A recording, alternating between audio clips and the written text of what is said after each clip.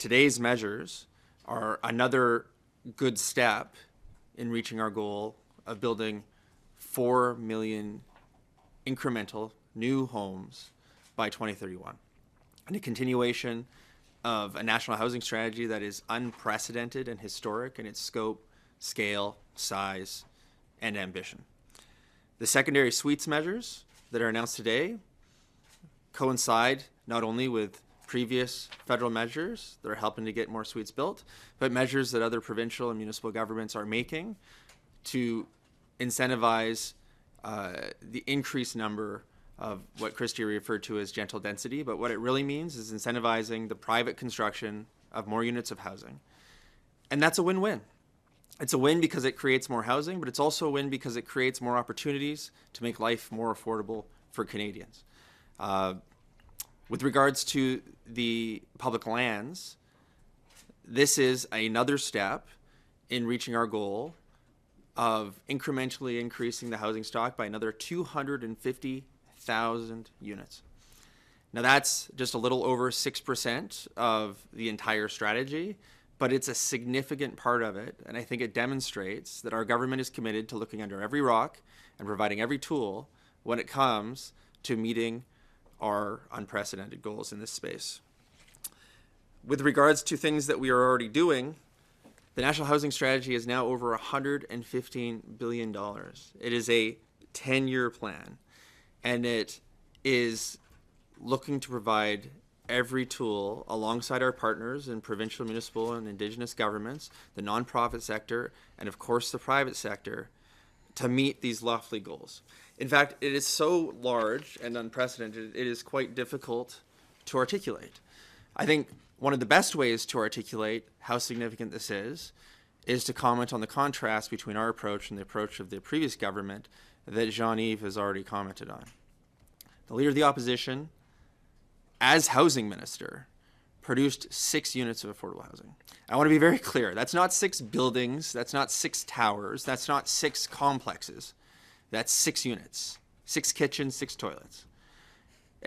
With a number that small, you have to question whether he successfully built 6 units of housing or he failed to stop 6 units of housing from actually being built. In contrast, I'm not the housing minister, but because of the National Housing Strategy, just this summer, in Burnaby North Seymour, the riding I represent in British Columbia, I announced the construction of 1,147 new units of affordable housing and the repair of 2,091 affordable units. And that's just in the riding of Burnaby North Seymour, one of 338 ridings across the country. So when you contrast that with 6 units across the entire country, that's 539 times more productivity just this summer, just in one riding. And we have programs like this that are being utilized right across the country. And the contrast doesn't actually end there. When it comes to purpose-built rental construction, under the previous government, construction was flat for 10 years. In the first 3 years that we were in government, we actually increased that amount by more than double.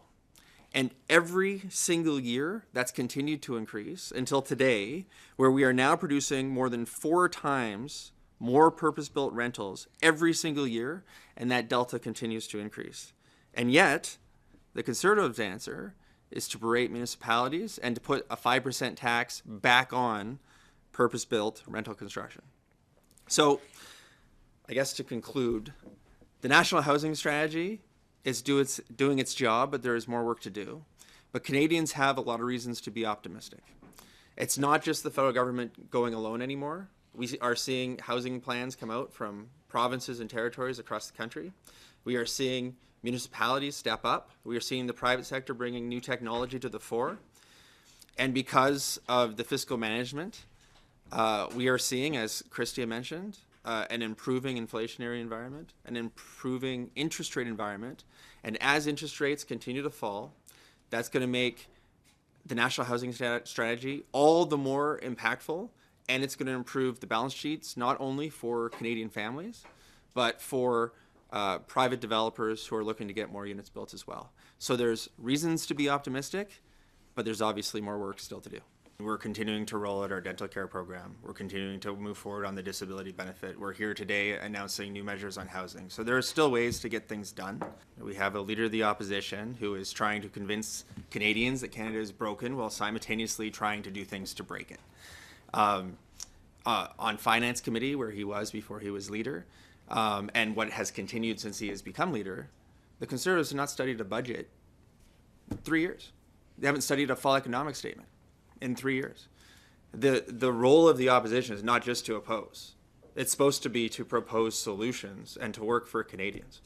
That is a role that they have decided to vacate in their present form. And as we saw at the committee level, and as we will see in the House, the majority of parliamentarians are here to get work done and to deliver for our constituents back home. So, I mean, it's easy to say that the Conservatives will remove this dilatory tactic if we do X, Y, or Z, but they're actually looking for dilatory tactics. They're not looking for solutions for Canadians, and that's just the world we're living in with this particular leader and his view on how Canada should be governed.